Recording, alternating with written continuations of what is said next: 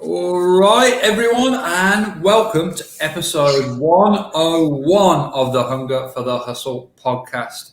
It is a great pleasure to welcome my buddy, and it's been my buddy for what? We've been about 6-9 months now since we started that Power Voice program, Nick, I think. That's correct. That's how we connected, Jake, and it all stemmed from there. That's right.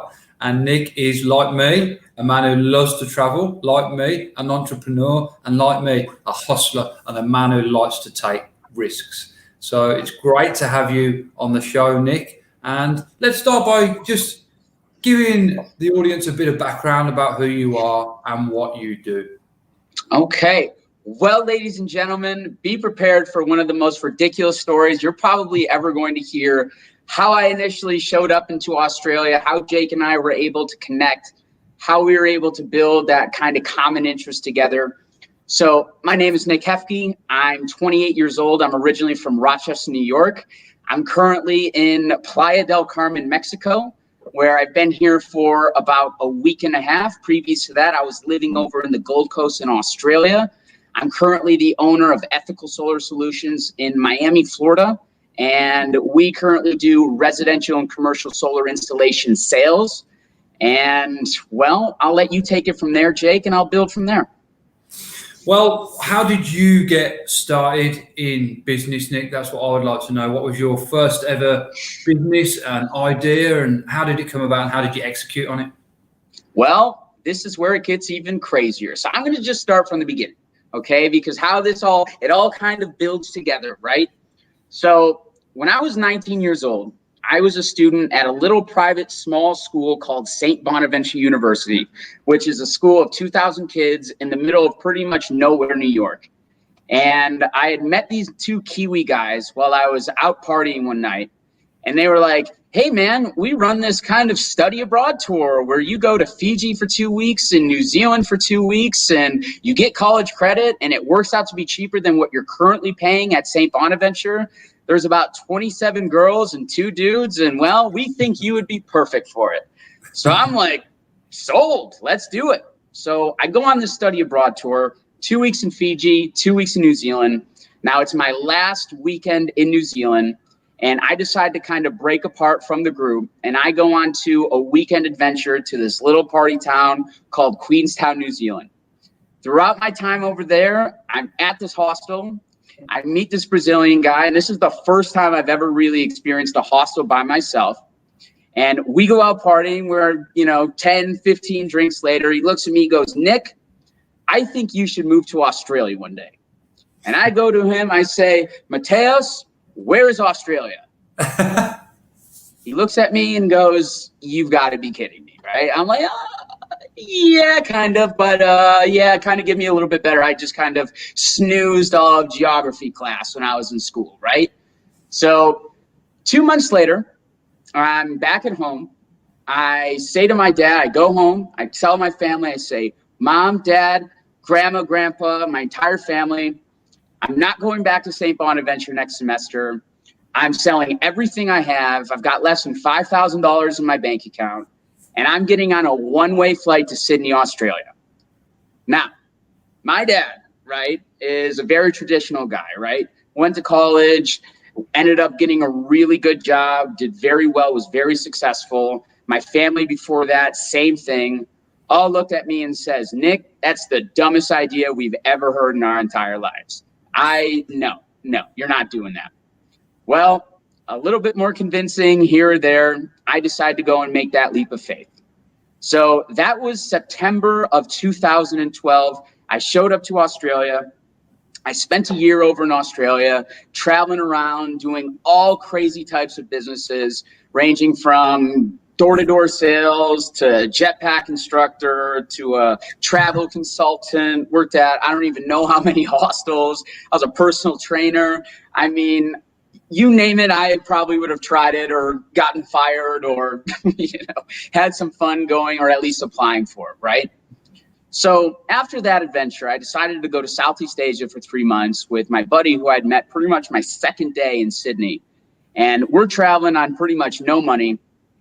And after that experience, I go back to St. Bonaventure, and that's when depression kicked in. right? I go back to St. Bonaventure. I literally just picked up where I left off. 3 months at St. Bonaventure, I decided this was not the path I wanted to take. So I did all the research that I possibly could, and I ended up switching my studies over to Australia, where I would then continue and commence my bachelor's degree. So I go to the Gold Coast, and I start at a university called Bond University. And previous to that, I had to make a quick little pit stop to Vietnam, Cambodia, and Thailand. We're not going to get too in detail about that story. That's its own chapter, because the ridiculousness gets even crazier. But I ended up staying over at Australia for the next 3 years. And throughout my semester breaks, I would travel all around the world, right? I'd go on holiday after holiday after holiday after holiday. And you name it, I've been there, right? So I end up going back to Bond University, and I started my master's degree. And this was in January 2016. Throughout a lot of those travels, I would go in and out of Thailand a lot. And Thailand was one of my favorite countries to holiday in. I think it's probably one of the greatest places if you're a beginner traveler or you have an interest in traveling or backpacking. That's where I would recommend to maybe take your first step forward. I agree. That was actually the first place I ever went traveling when I was 18, just 18. Tell me, Jake, where'd you go? Koh Phangan, of course, Koh Phi Phi, Koh Tao. A little bit of time in Bangkok, but not much because I was essentially island hopping. Yeah, all the good spots. Excellent. So let's just reverse for a quick second. And let's talk about Koh Phi Phi, because this is where the ridiculousness kind of kicks in as well. So I've been to Koh Phi Phi probably 3 or 4 times before. That's my favorite party spot pretty much in the world, right? If you like to party, if you like to be around good-looking girls, if you want to go and have fun, that's where I'd highly recommend you check out. I don't know what it's like right now, but I mean, back in 2012 to 2020, previous to COVID. Yeah. You're going to shave a lot of years off your life. You're going to have fun. Yeah. Oh, yeah. A lot of fun. I first went there in 2005. Then I went back in 2015. It changed a lot, but still a great place. Right. So I'm in and out of Thailand all the time. And I'm about to finish my last semester of my master's degree in Australia. So let's go and fast forward to 2017. Okay. Now, I'm about to graduate my master's degree, and it's time to enter the world and be a big boy, right? Get a job, start figuring out how you are going to be able to financially take care of yourself. Well, my brilliant idea at the time was I want to go and start Yacht Week in Thailand. And if you're not familiar with the Yacht Week, go on YouTube, go on Google, look it up. It's this incredible adventure over in Croatia that I had went on 3 years before that. And I love the concept of it. It's where a bunch of foreign travelers would get onto a yacht, would go all around to the Croatia and island hop, have fun, party, go crazy, and, live that lifestyle. So my idea was, how come they never brought it to Thailand? And I started doing some market research into it, and I see this is one of the biggest tourist hubs in all of the world. It's one of the biggest sailing destinations in the world. And my curiosity was, how come the Yacht Week in Thailand wasn't currently operating? So I found out that the Yacht Week was in Thailand, but they decided to change their direction over more so into Europe and to other areas around the world. So I say to myself, I'm going to go and try my best to go and start Yacht Week in Thailand, right? Now, my plan, Jake, I didn't have one. I'm just going to show up, network as much as I can, see exactly what happens. I had around 23 to 24,000 Australian dollars in my bank account, and I was going to try everything I could to make Yacht Week a possibility, or at least a reality, right? So I get back over to Thailand. I go directly over to Koh Phi Phi, and the first guy I wanted to network around was one of my mutual friends, good friend that he had met traveling 3 years before that. And what he did was he started a one-day booze cruise throughout Maya Bay. If you're not familiar with Maya Bay, everybody, Maya Bay is the beach. If you've ever seen the movie with Leonardo DiCaprio, that's the beach. Yeah. And he had a one-day booze cruise where you go to Maya Bay and Pele Lagoon and Monkey Cave and pretty much all of those major tourist spots. And his own separation was you'd party with 40 or 50 foreigners and you'd be drinking the entire time, having a good time. What's his name? Nathan. No, I was going to say that would have been crazy if it's the same guy. I know, because I did that and I actually stayed the night at Maya Bay as well. This was before it was they made it a national park and you weren't allowed to do it anymore. It was in 2005. But yeah, sorry, I don't. Oh, you're good, dude. You're good. I know exactly what you're referring to because I was trying to implement the exact same thing where you could be able to sleep on the beach, and we had a lot of internal connections. We'll get into it in a second, right? So I get over into Koh Phi Phi, right? I go and see Nate. I had already met him about a year ago when I went to Koh Phi Phi on a previous trip, and and I'm like, yo, Nate, let me ask you a question, dude. Like, what do you think of this idea? And I'm like, Yacht Week Thailand. He goes, nah, it's not gonna work. He's like, dude, you're gonna have this problem, this problem, and this problem, and this problem, and this problem. I'm just like, oh, okay, that wasn't really what I was expecting to hear, but okay, bro. So a week later, right, I ended up leaving Koh Phi Phi. I went to Pattaya. One of my favorite tailors lives over in Pattaya, and I always go and regularly see him. I love to get suits made over there. I think he has pound for pound some of the greatest service and all of those tailors that you would see in Thailand. Travel hint to everybody. If you go to Thailand, there's going to be a lot of people stopping you on the streets being like, would you like a suit? Would you like a suit? Trying to like shake your hand and stuff like that. They all suck. Do your research. Go on TripAdvisor. Go on Google, right? My boy is pretty much number one across the board. So I'm in Pattaya, and unfortunately, my grandmother on my mother's side had passed away. So I get the call from my family. I get the call from my mom, and she says, unfortunately, Grandma is pretty much on her last breath. We now have to start preparing for potential death. And, Nick, we need you back here in order to attend the services and things like that.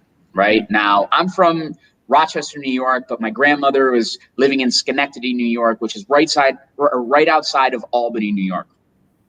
And so I head back home, and now all my plans are changed, right? I'm like, damn, dude, I was going to be in Thailand for a while. I was going to try and get, some networking done there. I'm going to try and get some businesses kind of started, and we'll see what happens, right?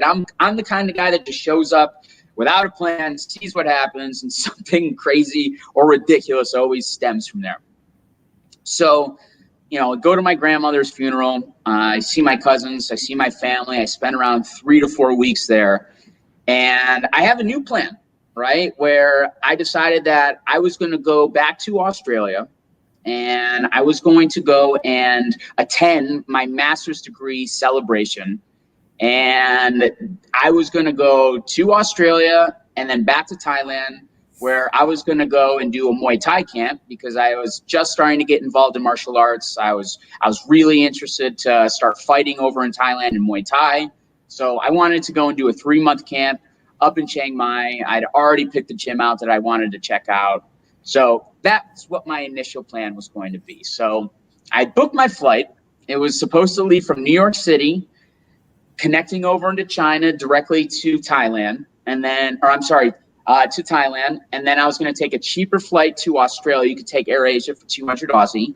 And I was going to sit my celebration and then go back to Thailand. So I head to New York City, which is around a 6-hour bus ride from Rochester. And I'm seeing a friend up there. And it's around 3 days before my birthday. And I get a call from one of my best friends to this day who works at an airline, and he's got the hookup where he can use a little of his leverage to get standby flights for some of his friends. Now, I'm packing my bags, and I'm about to get onto the train to get over to JFK Airport because I've got to make the flight. And I get a call from him, and he goes, bro, what are you up to? And I'm like, man, I'm about to head back to Australia. I'm going to Thailand first. He's like, this is going to sound ridiculous. What if I were to fly you out to Mexico and we'll spend your birthday here in Mexico City? Now, I love Mexico. I've already been there around 4 or 5 times throughout a lot of my world travels. And he's like, why don't you come and spend your birthday with my fiance and I, and we'll just have fun, and then we'll go and travel Mexico for a while. And I'm like, graduation ceremony, tacos, tacos. So now I've got this $700 flight that I just paid for that I've got to figure out how I don't just eat that cost, right? So I go to the airport.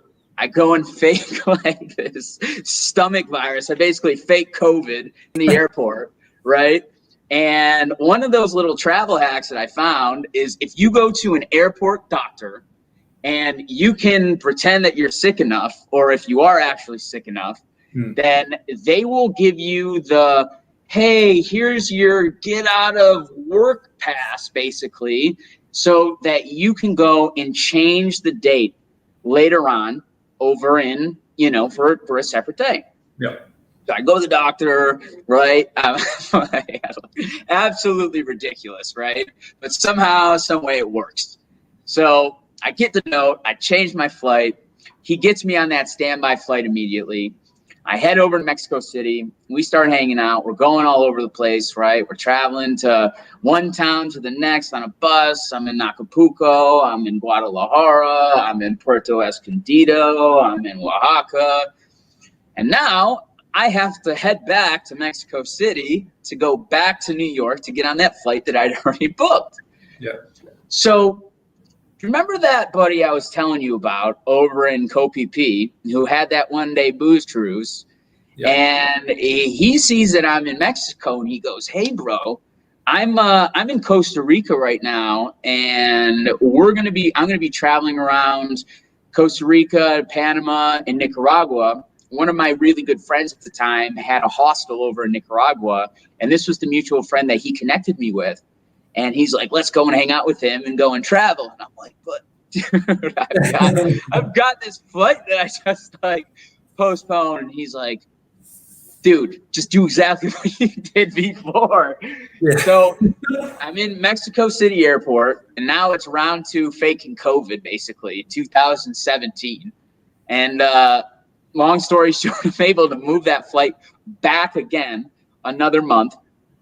And I head over to Costa Rica, and that's where the idea starts coming alive again, right? We start hanging out. We're traveling one town to the next, all in a minibus.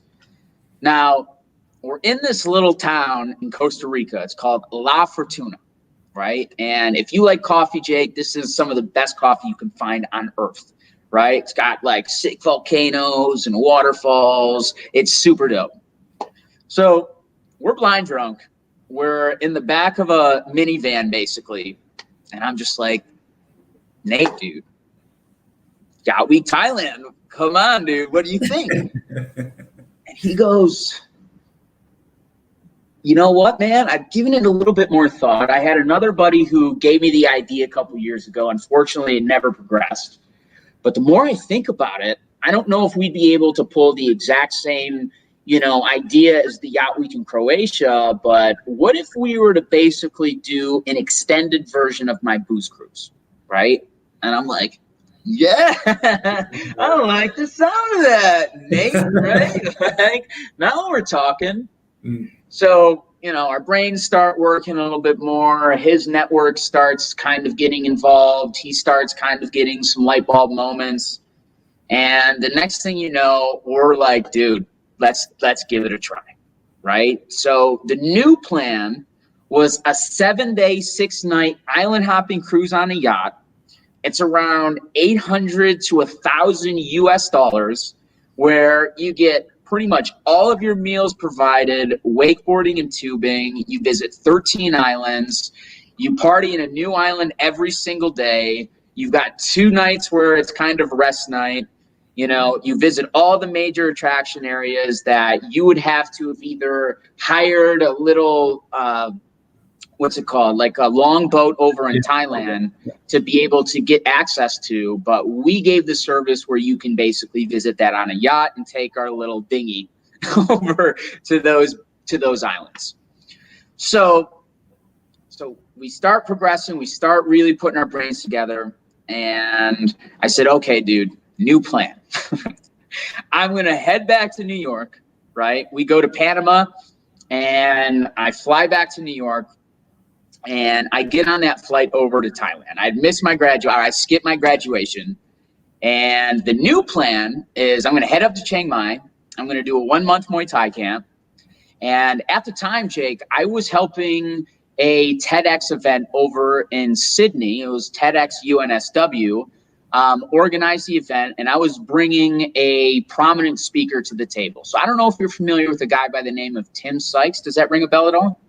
I've heard of him, yes. Yeah. Yeah, so penny stock trading guru.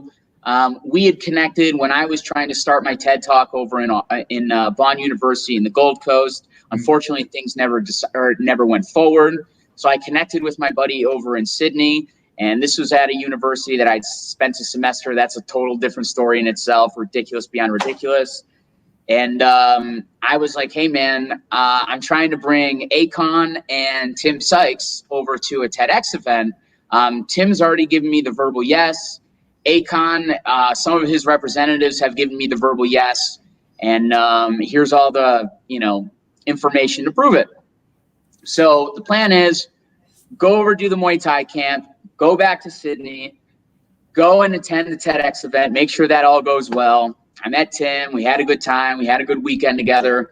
And then head back over to Phuket, where it's Blanco Yacht Week, Thailand, right? Now, Blanco is one of the biggest party hostels that you would find over in Thailand, over in Koh Phi Phi as well. Yeah.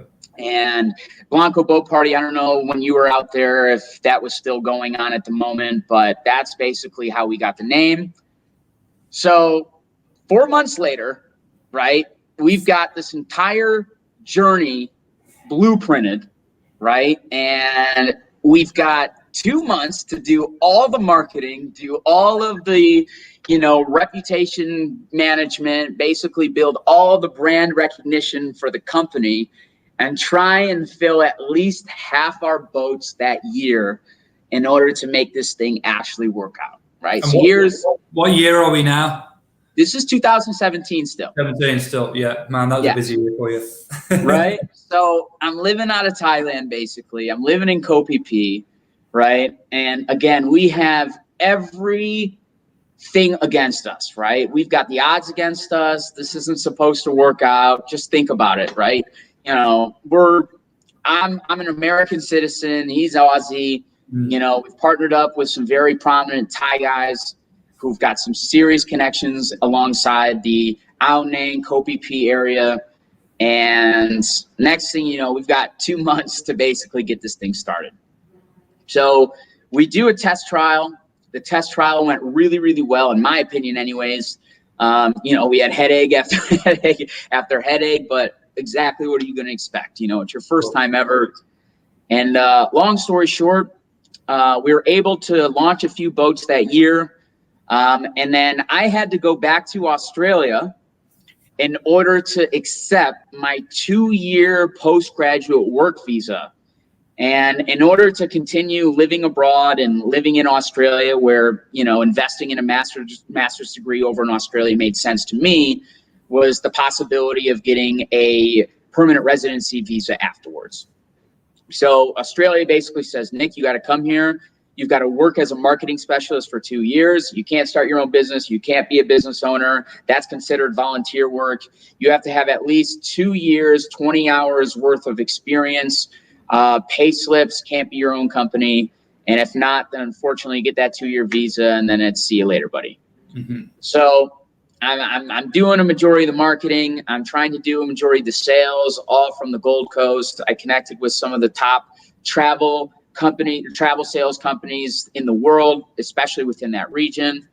We didn't have too much luck at being able to get that entire fleet out for all of those weeks that we do over in high season. And long story short, we still had COVID and so many other headaches go forward with that. And I'm sure we'll talk about it in a second.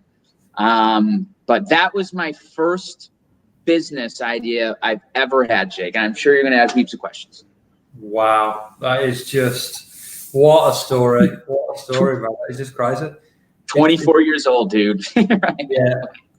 Trying to start Yacht Week Thailand, right? With fuck all money and, you know what I mean? Just like, you know what I mean? Just the drive to want to try and make something badass, you know? That's what, you know, persistently came up in the story. I noticed the drive, right? It wasn't always that you had a set plan or set idea. It was just that you had a concept and you knew what you wanted to do.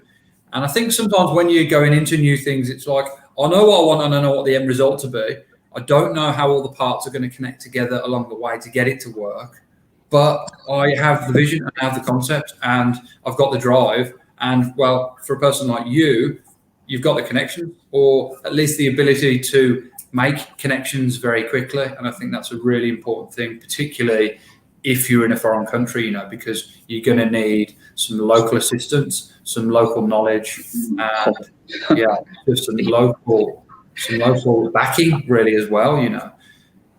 Well, you know, in Thailand, man, that's a totally different world, brother. You know what I mean? I mean, it's not like you're doing business in the Western world where you've got contracts and you've got, you know, governing bodies overlooking to make sure those contracts are being obeyed by or at least honored. So, you know, you're basically in the wild, wild west out there. Everything's majority, you know, gentlemen's agreements.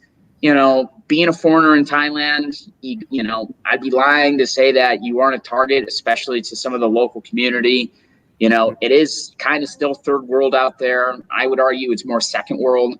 And at the end of the day, doing business in those type of environments, you know, you're going to learn a lot of lessons, man. And I can give a TED talk on it right now. So, it goes back to, and in fact, that's part of the title of the podcast is risk taking, right? And the bigger the risk you take, the bigger the reward. And you, sir, are certainly someone that likes to take the odd risk here and there. But I think, yeah, Thailand, you know, for all intents and purposes, it's a beautiful place and beautiful people, and the culture is just beautiful. You know, the way that the people are there, they're very, very kind, very caring. And, you know, really can't ever do enough for you. But I think there is a bit of a darker side to that as well. It can be quite a dangerous place, and there's not much, if you compare it to a place like Australia, there's really no health and safety, particularly for a lot of things, which I guess when you go into business, that can actually work out for you because you're cutting a lot of the red tape out that you'd have to go with. But I mean, how did you figure that side out of it? Right, you're running these yacht essentially boat parties that are a week long. Everyone's getting pretty loose most of the time. Did you ever have any issues, accidents, problems? Oh yeah, dude.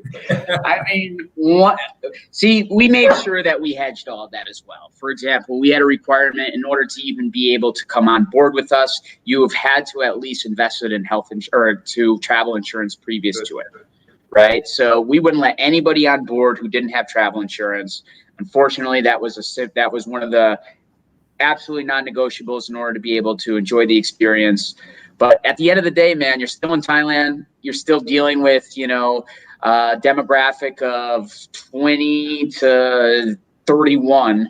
And, you know, I remember when I was 20 years old, I mean, I'm trying to get blacked out pretty much every single night, having a good time, especially at Thailand to it, especially at, you know, $6 buckets or unlimited beer on the boat and unlimited drinks. So, you know, we really made sure that they would at least have the common sense to still be able to look after themselves, still be able to, you know, make sure that they're not putting themselves in serious harm risk. But, you know, at the end of the day, we did have chaperones. We did have professional tour guides who had worked for previous companies, who had a lot of street cred, who were all very, very professional. So, you know, we still tried to limit that as much as possible. But, you know, dude, it's a bunch of 20-year-olds in Thailand on a yacht visiting paradise. add booze to that equation, you know, add peer pressure to that equation. You know, problems are going to happen, but, you know, we tried to ensue every measure possible to make sure that it didn't get too out of hand. And dude, there's been times that it definitely got close. So no crazy stories in regards to like, oh my God, that happened, or like somebody died or anything like that. So no, we've been pretty fortunate about that. Yeah.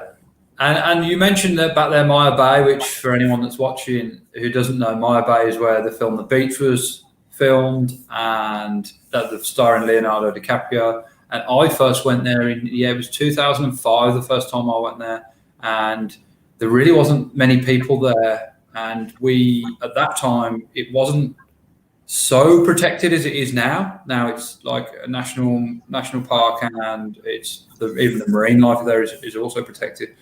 And we were lucky enough to be able to stay on the island for a night. It was like a boat cruise.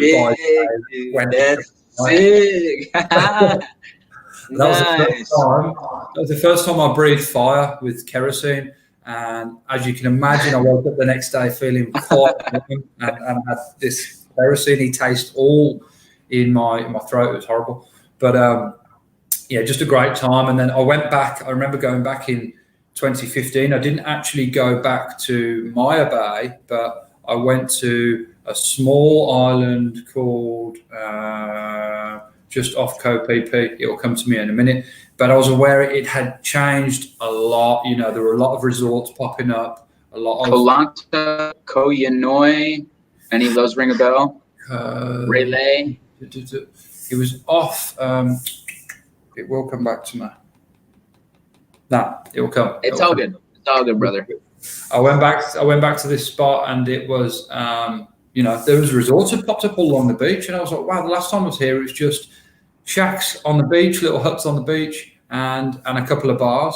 And, I suppose tourism is really one of the main incomes in Thailand, and you can't blame them at all for wanting to grow and expand that. But it was a little bit of a shame how all these big concrete buildings have popped up on what was, what still is, of course, beautiful little islands. Oh, yeah, dude. I mean, when I was out there in 2013, in comparison to what it is now, it's apples and oranges, dude. I mean, 2013, yeah. Even then, it was starting to get developed. So, man, go back 10 years from there, oh, man. Oh, dude. That was it. Tonsai Bay. Tonsai, gotcha. Yeah, okay. Tonsai. Yeah, great. Yep. But I'd like to go back again and just see how it's changed. Oh, dude, I'm definitely going back. The second that country opens up, I'm going back there. I'm going back to camp, right? I'm definitely probably going to go back and do a few fights. So I'd be out there right now if I could. You know what I mean? I just can't do that 2-week quarantine, dude. Hell no, right? I talked to one of my good friends, John Wayne Parr. He's done like 2 quarantines right now, pretty much in Singapore, and like, God bless him, dude. I can't do that. My ADHD is way too bad. I go absolutely loco. So, I'm the same. I've thought about it. I've come close. I'm like, do I just jump on the plane? And I'm like, nah, because some of the places you have to do quarantine both ends. So when you arrive and then when you get back to where you're going from. So I don't know. There's only so much work you can do before you're like, I just need to get out of this place. Right, dude. Wayne, he's done. This is, I think, his second 1-month quarantine where right now he's, so tomorrow, everybody tune in to TNC. He's fighting Nicky Holskin on ONE FC, and that was in Singapore. So, when he flies from Australia to Singapore, he has to do 2 weeks out there. And then when he comes back, he's going to do 2 weeks in Australia. And that was the second time he's done it. And, oh, man. God bless that dude, because that's just torture for me. That just seems like prison. Yeah, so. It simply is kind of a prison, yeah. And then, what inspired you to start wanting to do fight training? I'm sorry. What inspired you to want to start training Muay Thai and having fights? Well, when I was living in Thailand, dude, I was like, there's pretty much 2 things you can do at night. right? Like when it comes to 6 p.m., right? Especially when you're done with the whole kind of touristy stuff, right? You know, when your liver hates you and you're just like not sleeping well and you're just like, oh man, drinking, I'm just shaving years off my life, right? Yeah. So, you know, if you're going to get engulfed in the culture, that's cool. But like, dude, my Thai sucks. Like I can't speak Thai to save my life, right? So, you know, it's really difficult for me to really build a dialogue with the locals. So, you know, I've always been a huge fitness guy, right? I was fat most of my life. And, you know, when I was 16, I went on a diet and lost around 60 pounds and promised myself that I'd always continue to keep a sustainable lifestyle, or at least a sustainable, healthy lifestyle. So I was always a gym junkie, and that just kind of got boring to me. So I was like, you know, screw it. I'm in Thailand, right? There's nothing much more to do. So why not get involved in their local sport? And, you know, I walked over into a Muay Thai gym, did about a week's worth of Muay Thai and absolutely loved it. You know what I mean? Dude, that's even a crazier story in itself. But, you know, I was doing martial arts all across Thailand. I've been doing martial arts all across the world. I was just in the U.S. training with some absolute legends. And I trained with Wayne Parr in the Gold Coast for around 3 years, and Angie Parr and Jazzy Parr and Rocky Ogden, all those guys. And they're all absolute legends. Love them very much. And, you know, it's just become a total passion of mine, man. Nice, man. I mean, it's one hell of a way to keep fit, and not only for your body, but for your mind as well. You know, it's great for your discipline. You mentioned there you have ADHD. It's great for that. It's great for calming the mind down, for sure. Yeah, dude.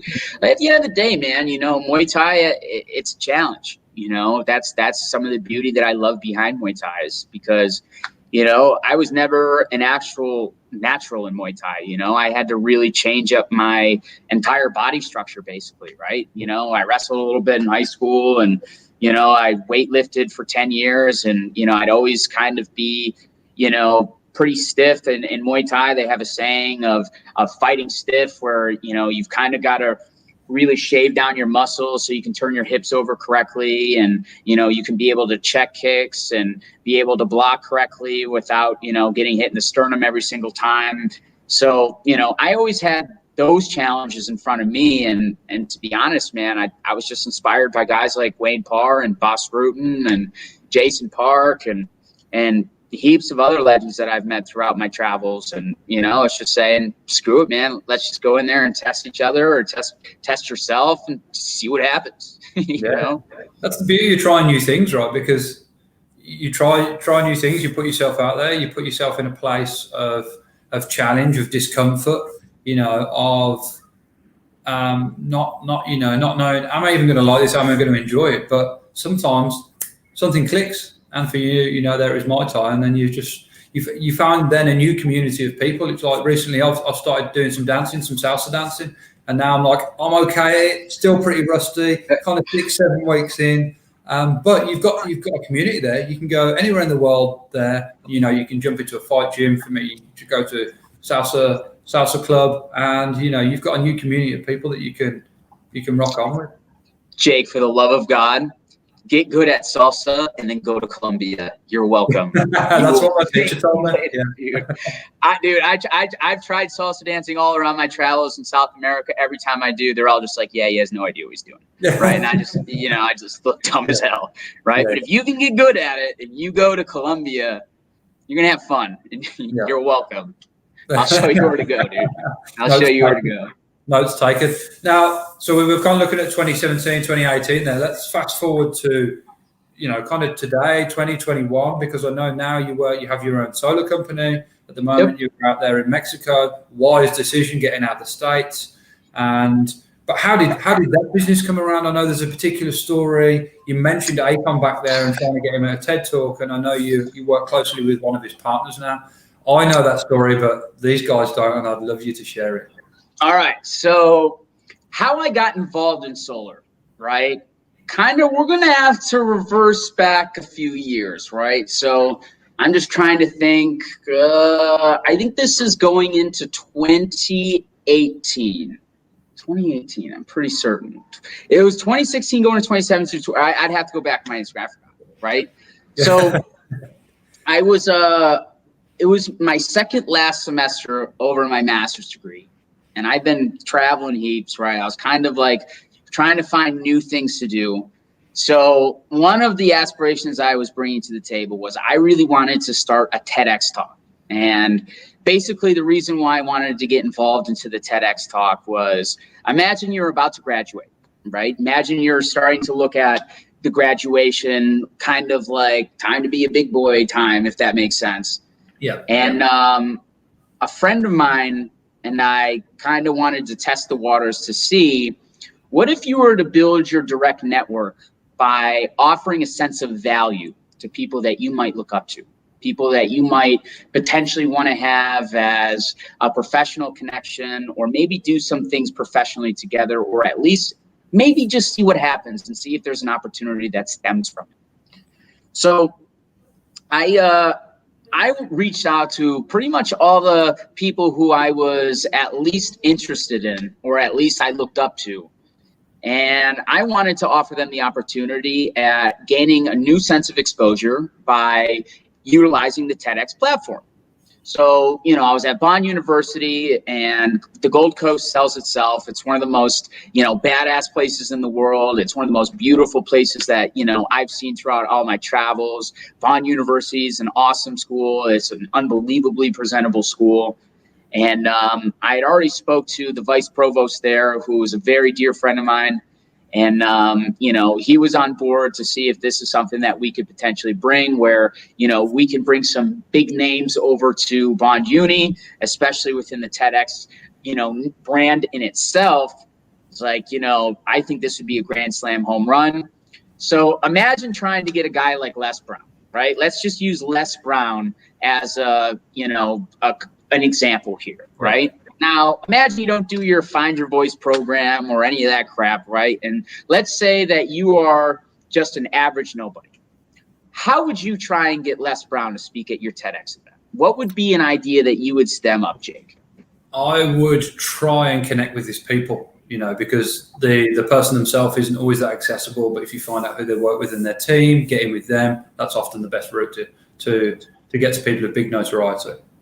I absolutely agree. And that was the step that I tried. So now, Akon, for example, imagine trying to get in touch with that dude. I spent probably 2 days of my life trying to figure out who his publicist was. And I'm good at that, dude. I can research, I can cold call. Dude, I would be from the hostel that I'd be living in over in the Gold Coast, which is still one of my happy places in life. Right. I would stay up at 12 o'clock at night and wake up at 6 o'clock in the morning, which is LA time, you know, and I'd be cold calling all of these big name publicists that I'd see in press releases and news articles and things like that, and be like, you know, how do I get in touch with his publicist? I had absolutely zero luck. Right. I flopped massively. So I'm on their website. Right. And Akon Lighting Africa at the time, right, on their website, they had an address in the Empire State Building, right?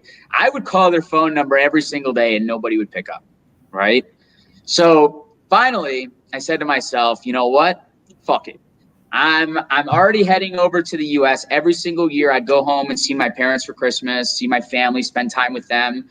And then, you know, I'd usually go and see some of my best friends to this day, and we'd spend somewhere new for New Year's Eve. And it would usually be somewhere around North America, right? So my plan, after, you know, failing at getting in touch with everybody, sending, I don't even know how many emails, how many text messages, how many calls, was I'm going to show up to New York City, right? I'm going to show up to the Empire State Building. I've got, you know, my handcrafted suits from Thailand, right? And this little folder that one of my best friends and I had created, so I didn't just show up and just cold sell myself like I was a door-to-door salesman. Yeah. And, you know, basically just go from there. So it's 4 days before Christmas, right? I'm in New York City. I show up to the Empire State Building. Now, their office is on, please correct me if I'm wrong, it's still on that video. I think it was on like the 40th floor, right? Now, this is the Empire State Building, one of the most secured, like guarded places on earth, right?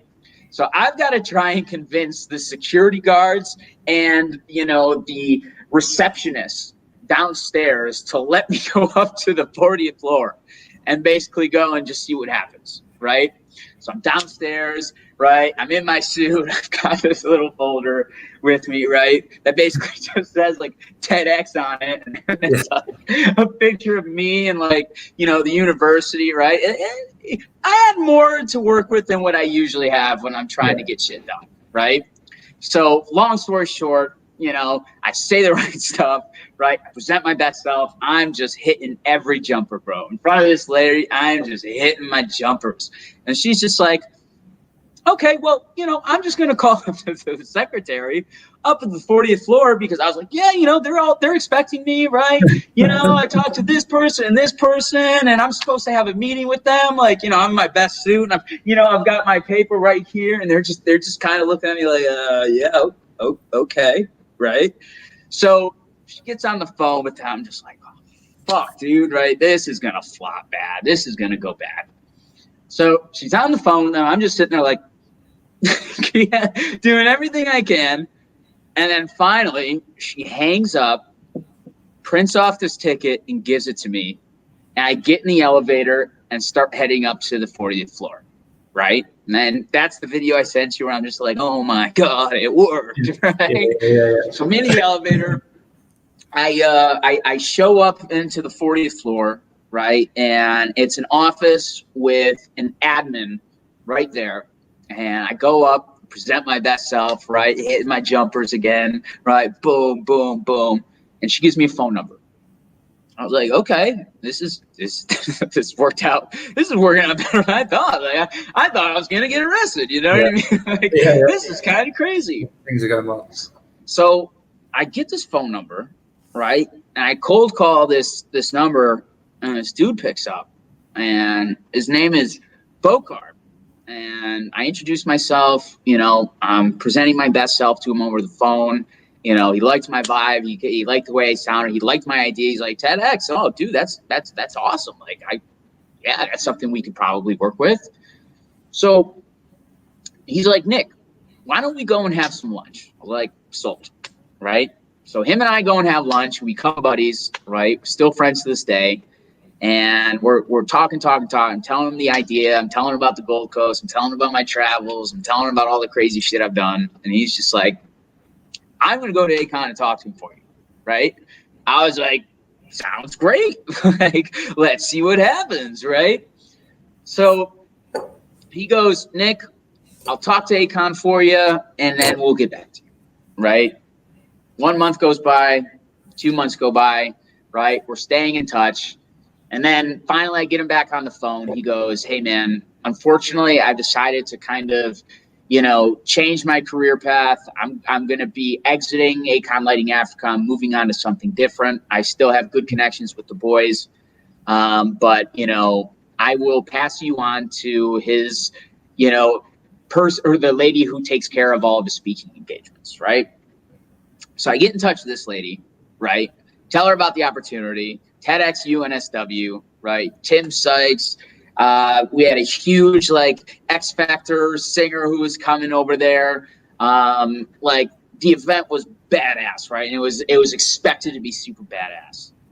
And he goes, all right, Nick, this sounds really good. I'll put this down and, you know, we'll talk about it and go from there, right? And I also tell her about this other opportunity called the One Young World Summit. If you don't know what it is, go on YouTube, go on their website, go and educate yourself. It's super badass as well. And long story short, I never hear from her ever again, right? So I'm just like, damn, right? This sucks. You did so well, man. You're getting good there, getting good. It gets crazier. Don't worry, it's not over yet. So 1 year later, right? This is after Yacht Week, right? I'm back in the Gold Coast, right? I'm living in the apartment that I was just telling you about before we got onto this interview, and I'm sitting in bed and I see one of his partners. His name's Tian Young, right?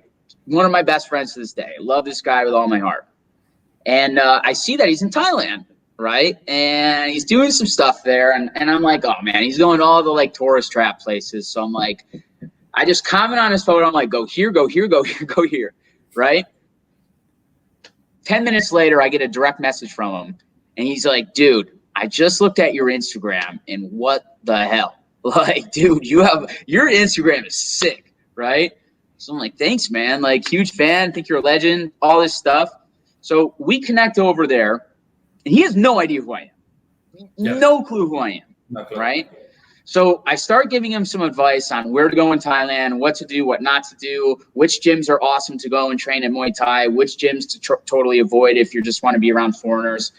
And then he says, Nick, why don't you come out to Senegal? And I've got a bunch of friends who I made during my MBA when I was studying over in the US, and they come over for New Year's Eve. And why don't you come? You can stay at my house. And, we'll connect over there. So I'm like, I've never been to Africa. Fuck it. Let's do it. So, I go on this massive trip, right? I finished that year. I'm trying to think. I went to LA, went to New York. I think I forgot. I went to like 5 or 6 different places. Mm-hmm. I know.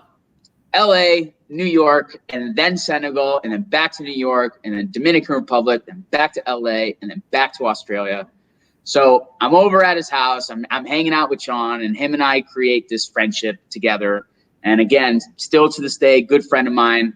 And 4 months later, he comes back over to Australia, where I hooked him up with quite a few speaking gigs. And then I ended up helping him gain some speaking engagements around the world. And then I was basically his booking agent, right? And we were working on this massive project where he was going to be giving a speech over at the Facebook headquarters in New York. He had just launched a new book. And, we partnered up with this really awesome non-for-profit who was hosting the event. BBC Africa was going to be there. It was going to be this huge masterclass, and this was supposed to add some more, impact to the charity, and also be able to give some notoriety at what their causes are currently doing, and how, if you ever wanted to go to Africa, or if you wanted to get involved in doing business in Africa, this could be a little cheat code to implement. So then COVID kicked in. So long story short, I was working with them over on Acon Lighting Africa. I was helping them with certain speaking engagements. I was helping them be able to get put onto certain new platforms. And that's kind of the short version of the entire story. Yeah, man. So you kind of went back full circle. Dude, it's crazy, man. Like, the more I think about it to this day, that was years ago. And while I was working with them, that's how I got involved in solar. So, Sean, he works on a lot of large scale commercial solar projects. He was kind of giving me the rundown on just kind of like, these are some things to, use as cheat codes. These are ways that you can potentially do it in the future. And I decided to go more so on the residential side. I was working with a company over in Australia. We were doing residential and commercial solar as well. Yeah. I decided to branch away from them and start my own thing. And here I am today.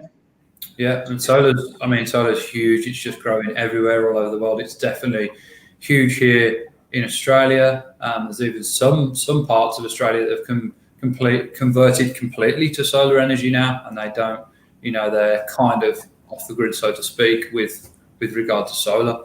And then how are you managing to run your business now? Because obviously solar typically would be, you would have to go to a property or a premises, evaluate the needs, and then quote based on them needs. So you can't be doing that right now. Surely you've managed to do it virtually. That's not my responsibility. So I've partnered up with some of the most prominent solar installers all across the US. And basically what I do is I help generate sales, or their entire sales process from A to install. So I would sit down with a homeowner, or I would go onto a Zoom call with a homeowner who's got, a very expensive electricity bill, let's say $200 or more. And, I basically run them through the process of how they can no longer be handcuffed to the utility company who just raises their rates every single year, totally abuses them, in my opinion anyways. And then on top of that, they're basically renting power off of their utility company.